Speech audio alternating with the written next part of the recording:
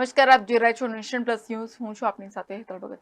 જૂનાગઢ લોકસભા બેઠક પરથી કોંગ્રેસે હીરાભાઈ જોટવાને ટિકિટ આપતા સોમનાથ દર્શન કરવા પહોંચ્યા હતા.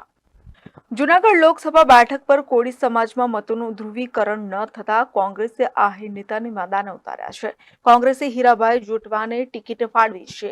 હીરાભાઈ જોટવા ખેડૂત નેતા અને કોંગ્રેસ સાથે વર્ષોથી જોડાયેલા છે. હીરાભાઈ જોટવાની ઉમેદવાર તરીકે જાહેરાત થતા સોમનાથ પહોંચ્યા હતા.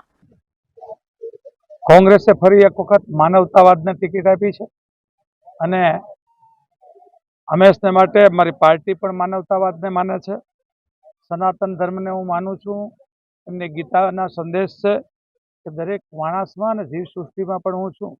તો એ માનવતાવાદને એક ટિકિટ આપી છે એટલે કોંગ્રેસ પાર્ટીનો અને પ્રજાનો હું આભારી છું અને પ્રજા મને ચોક્કસ આશીર્વાદ આપશે એની મને ખાતરી છે. હીરાભાઈ જોટવાએ સોમનાથ મહાદેવને શીશ ઝુકાવી પ્રચારના શ્રી ગણેશ કર્યા છે, ત્યારે મોટી સંખ્યામાં તેમની સાથે કાર્યકરો પણ પહોંચ્યા હતા.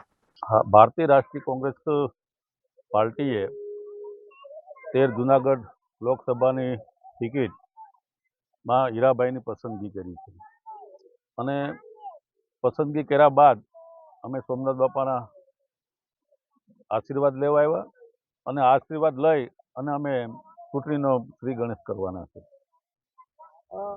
ટિકિટની રેસમાં ક્યાંક ને ક્યાંક વિમલ ચુડાસમાના ધર્મપત્નીનું પણ નામ હતું, એને લઈને શું?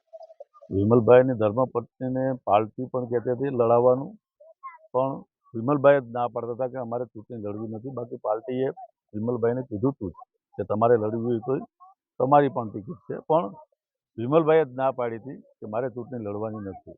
Mahesh Todiya, nation plus news, Gir Somnath. સમાચારોના સતત અપડેટ માટે નેશન પ્લસ ન્યૂઝના યુટ્યુબ ચેનલને સબસ્ક્રાઇબ કરો, બેલ આઇકન દબાવો અને ફોલો કરો ઇન્સ્ટાગ્રામ, ફેસબુક અને ટ્વિટર પર.